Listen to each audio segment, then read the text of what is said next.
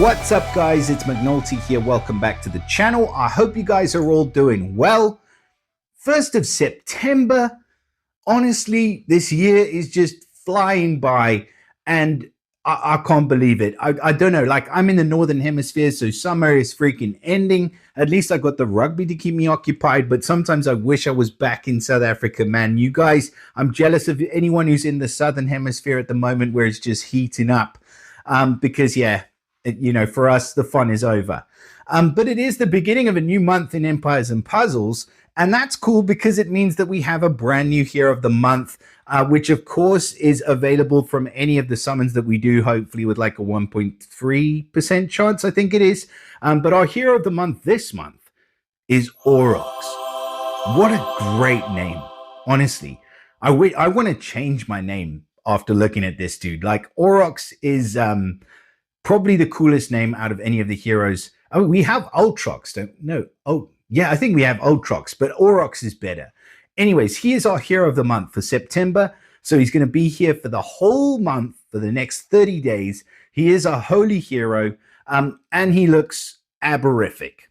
There's no other way to say it. He is just a strong man with a big axe, and his hand, I think he's got a big cramp in his fingers, but otherwise, other than that, he looks good. They should have sorted out. Just give him make it a fist or put something else in the hand, like a cup of mead, maybe. That would have worked. But anyways, this is what we've got. And this is what we're going to have a look at. So he is a barbarian, which is kind of fitting because he's obviously got that massive axe. But, as you know, barbarian's not really my favorite class. It gives the chance to inflict extra bleed damage. I'm not the hugest fan of it. It's better than it was, but it's still pretty trash. Legends family, no idea what they're going to do yet. Still like 121 days. Like I said, I don't want to wish the year away, but plenty of time before we find out what the bonus is for that. Now, AUROX has got two passives.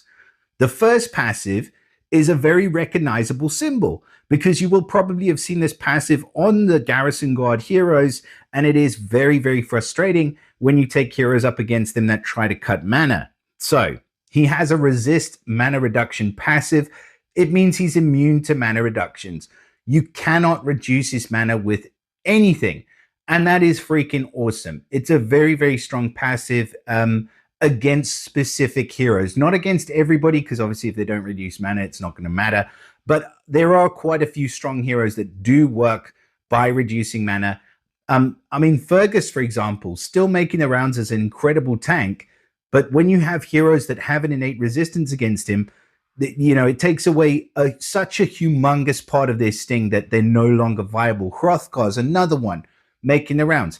Put heroes in that resist mana reduction and forget about it. They can do nothing. Okay, so I love the passives, or the first passive at least. The second passive, increased special skill damage. So the first time this character casts their special skill or a special skill that deals damage, an additional 50% is added to its power. That's going to be strong if he's hitting. If he's not, then it's an absolutely useless passive. But I'm assuming that he does hit. He gets the Rage Ether talent as well. So at the start of the battle, he also gets an additional 15% attack and a further 1% increase every time he's hit during 6 turns, up to 25% attack. So you want to fire this guy off within the first 6 turns of the battle. No doubt. That is exactly what you want to do. Let's have a look at stats. We'll switch off the max power. Yeah, he's lower. I don't know why they've reverted to type on this, because I feel like up until recently, like the heroes of the month were kind of getting there in terms of the team power, but he's lagging behind a little bit. I mean, if we just look at Lu Ji-shen, we're at 1232, and AUROX is at 1132. So he's 100 points team power behind. It's just unnecessary, but there's no use me banging on about it because it is what it is and it ain't going away. Right. Attack looks really good, actually. 1731 on the attack, 1514 on defense. So we can forget about the defense. He's an attacking hero and 2,500 health. So really good stats across the board. But like I said, just lacking a little bit in the defense department and also overall team power. So I think we're just going to be going all swords all day long for this dude. Right. The special skill is the Forged Axe of Light. How cool sounding. So he destroys all minions from the target and nearby enemies. This effect damages mega minions. Okay, so damages mega minions. I think it's something like 50% health. I could be completely wrong, but the fact that it destroys all minions from the target and nearby is very useful. He then deals 360% damage to the target and the nearby enemies, and the target and nearby enemies get negative 40% accuracy for 3 turns. He gets an element link which gives all holy allies 20% attack for 4 turns, and the effect cannot be dispelled. Right. It's a pretty straightforward hero.